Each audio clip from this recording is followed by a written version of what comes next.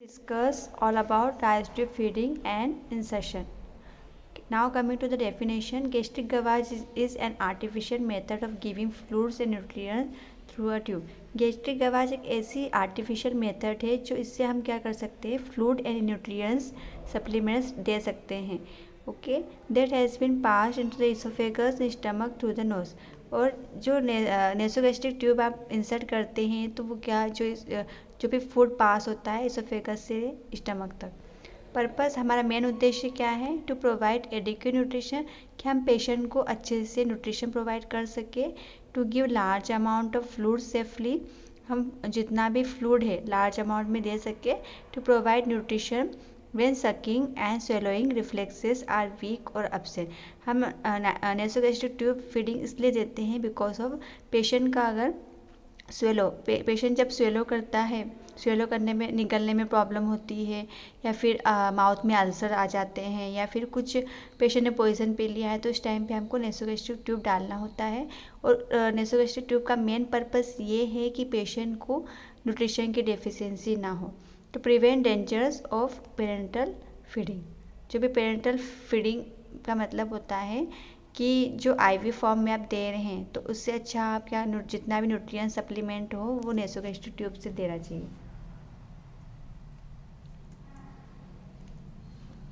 Next is article required. हमें क्या क्या आर्टिकल्स चाहिए राइस ट्यूब इंसर्शन के लिए. First is Ryle's tube, and tray में आपके राइस ट्यूब होना चाहिए.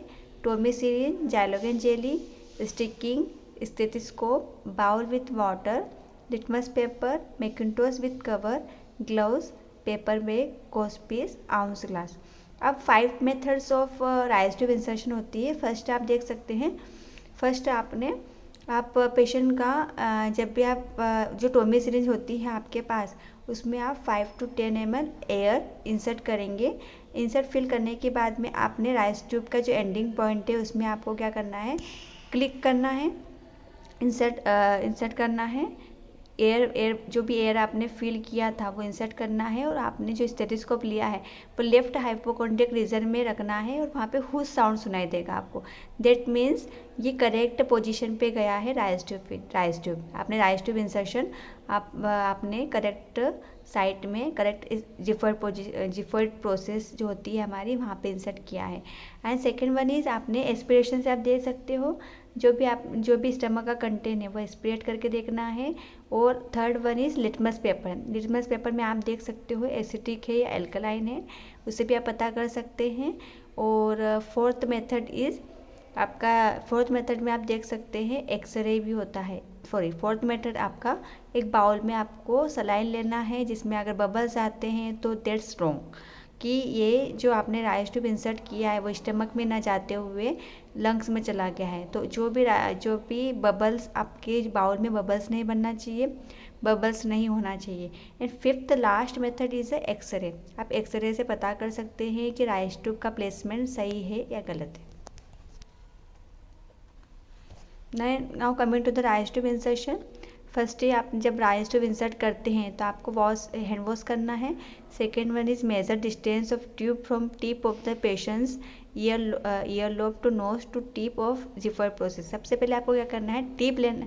जो आपका राइस ट्यूब होता है, राइस ट्यूब आपका जो टिप होता है उसको आपको नोज टिप से लेके ईयर लोब तक मेजर करना है, ईयर लोब से लेके जिफर तक. तो जो आपका आपको मार्क कर लेना है कि आपको कितना इंसर्ट करना होगा. And third one is mark the distance of the tube. Lubricate the tube of about. जब आप राइस ट्यूब इंसर्ट करते हैं तो 6 से 8 इंच आपको जाइलोकेन जेली लगा के लुब्रिकेट करना होगा. Okay, and hold the tube coiled in the right hand, introduce the tip into the left nostril. आपको जो ट्यूब आप राइस ट्यूब इंसर्ट करने जाएंगे तो आपको जो राइस ट्यूब है वो हवा में नहीं घुमाना है, आपका जो उसको कोइल्ड करना होता है, उसको फोल्ड कर सकते हो आप. And pass the tube gently but quickly backwards. Momentary resistance may occur as the tube is passed into the nasopharynx. आप इजीली पेशेंट को भी बोल सकते हैं. पेशेंट का जब फाउलर पोजीशन देते हैं आप, तो पेशेंट के हाथ में एक आउन ग्लासेस होना चाहिए जिसके अंदर स्ट्रॉ होना चाहिए, जिससे आप पेशेंट को बोल सकते हैं कि आपको धीरे धीरे स्वेलो करना है. जैसे ही आपका जो ट्यूब अंदर जाएगा तो आपको क्या करना है, उसको निगलना है.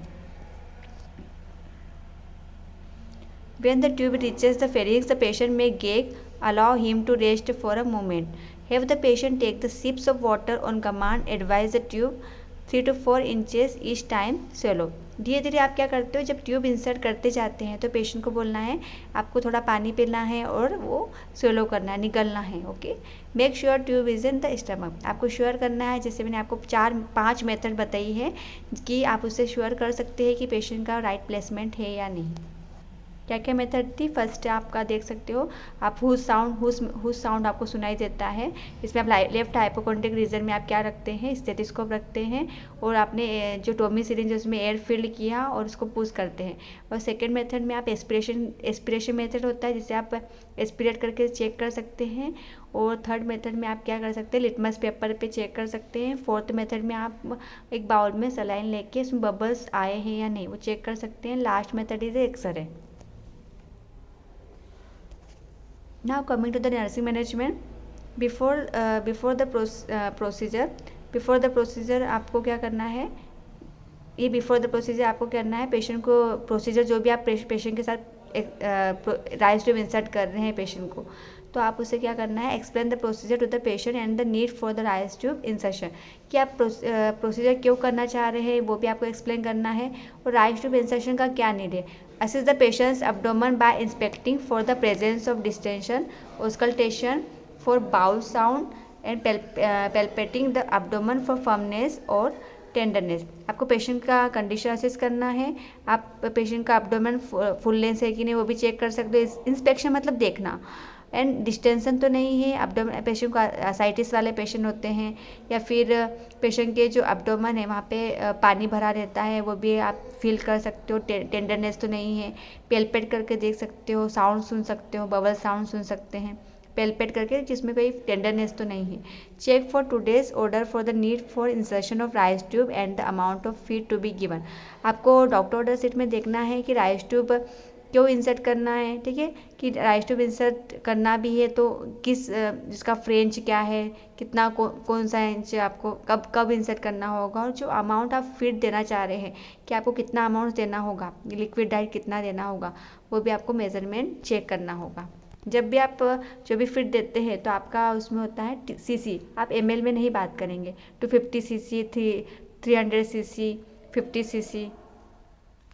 And perform hand washing before and after the procedure to prevent cross infection. जब भी आप प्रोसीजर करने जाते हो उससे पहले आपको हैंड वॉश करना है and after the procedure. Patient should be in Fowler and semi Fowler position. Patient का फाउलर मतलब हाई फाउलर पोजीशन बोल सकते हैं, 90 डिग्री पे पोजीशन होता है. सेमी फाउलर का मतलब होता है हाफ, मीन्स 45 डिग्री एंगल पे आप पोजीशन दे सकते हैं. And flush the tube with 30 cc of water for irrigation. Disconnect series from tubing and cap end of tubing while preparing the formula feeding. जब भी आप फीड देने जाते हो उसे आप जब जैसे ही इंसर्ट करेंगे उससे पहले आपको एक राइस ट्यूब है, राइस ट्यूब को आपको फ्लश करना होगा 30 cc से. और आप जब भी आप फीड देने जाते हैं तो आपको जो भी राइस ट्यूब है उसको किंग करना है. किंग मतलब मोड़ के आपको उसमें टोमी सिरिंज लगाना है. देन आप जब फीड देते हैं उसके बाद में आप किंग जो आपने मोड़ा था ट्यूब उसको ओपन करना है और आप रिलीज़ करना है और आप उसको फीड दे सकते हैं. आफ्टर फीड देने के बाद में जैसे ही फीड ख़त्म हो जाता है वैसे आपको क्या करना है, किंग करके कैप लगाना होगा. And warm the feed to room temperature before feeding. आप जब भी फीड देने जा रहे हैं, जैसे फॉर एग्जांपल मिल्क दे रहे हैं या दाल का पानी दे रहे हैं, तो एकदम से गर्म पानी नहीं देना है. आपका जो भी फीड देने जाते हैं वो रूम टेम्परेचर पे होना चाहिए. And administer feeding. अब जो भी फीडिंग आप लिखते हैं डॉक्टर ऑर्डर शीट में लिखते हैं और आपको डॉक्यूमेंटेशन करना बहुत जरूरी होता है. And after the procedure when the syringe is empty hold it high and disconnect it from tube. जब भी आप प्रोसीजर के बाद में आपको क्या करना है, सिरिंज जैसे ही एम्प्टी होता है, खाली होता है, तो आपको क्या करना है, ट्यूब को डिस्कनेक्ट करना है. Clamp the tube and cover in with cap. ठीक है, आपको जो ट्यूब है वो जो केप लगाना है. And replace all the articles. आपको सारे आर्टिकल्स रिप्लेस करना होगा. Proper documentation to be done after the procedure. Intake and output should be recorded accurately. Watch for complications such as nausea. Nausea मतलब उल्टी ऐसा तो नहीं लग रहा है, वोमिटिंग तो नहीं हो रहा है, abdominal distension चेक करना है, डायरिया तो नहीं है, aspiration etcetera. Patient receiving rice tube feeding should receive proper mouth care to prevent complication of neglected mouth care, क्योंकि आप माउथ से पेशेंट कुछ नहीं ले रहा है और आपको क्या करना है, माउथ रिंस नहीं होगा ना, पानी जा सकता है, तो पेशेंट के जो माउथ से क्या होता है, फाउल स्मेलिंग आने लगता है। तो आपको क्या करना है, माउथ केयर प्रॉपरली देना है पेशेंट को।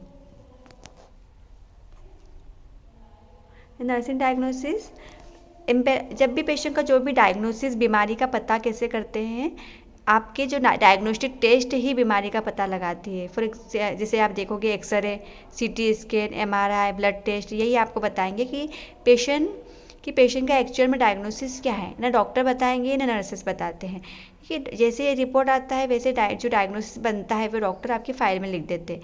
बट उसके अलावा एक नर्सिंग डायग्नोसिस, हमारा भी एक डायग्नोसिस होता है जो पेशेंट का बनाते हैं कि पेशेंट का imbalance, nutrition less than body requirement, body की रिक्वायरमेंट के अकॉर्डिंग पेशेंट का जो न्यूट्रिशन है फुलफिलमेंट नहीं हो पा रहा है। तो हमने एक नर्सिंग डायग्नोसिस बना है कि पेशेंट, हमारा मेन उद्देश्य क्या है कि पेशेंट का जो इम्बैलेंस न्यूट्रिशन था तो उसे क्या करना है, बैलेंस करना है। रिस्क फॉर एस्पिरेशन के चांसेस ज़्यादा किस में होते हैं, अगर पेशेंट सुपाइन पोजीशन पे है या राइट प्लेसमेंट नहीं था राइस ट्यूब का, तो उससे भी हो सकता है। इम्पेयर्ड स्वेलोइंग मतलब पेशेंट जब स्वेलो करता है। Risk for disturbance in body image, acute pain and nausea. This are all nursing diagnosis. जैसे डॉक्यूमेंटेशन आप देख सकते हो कि जब पेशेंट ने अगर 8 बजे मॉर्निंग में दूध पिया है, ठीक है, तो एवरी 2 आवर्ली आपको पेशेंट को फीडिंग देना होगा। 8 AM को आप 150 cc, 10 AM सूप दे दिया आपने, 12 बजे आपने वाटर दे दिया, 2 बजे आपने दाल पानी दे दिया। एवरी 2 आवर्ली भले आप पानी दो या फिर लिक्विड डाइट दो, पर आपको एवरी 2 आवर्ली आपको डाइट देना होगा 150 मोर देन 100।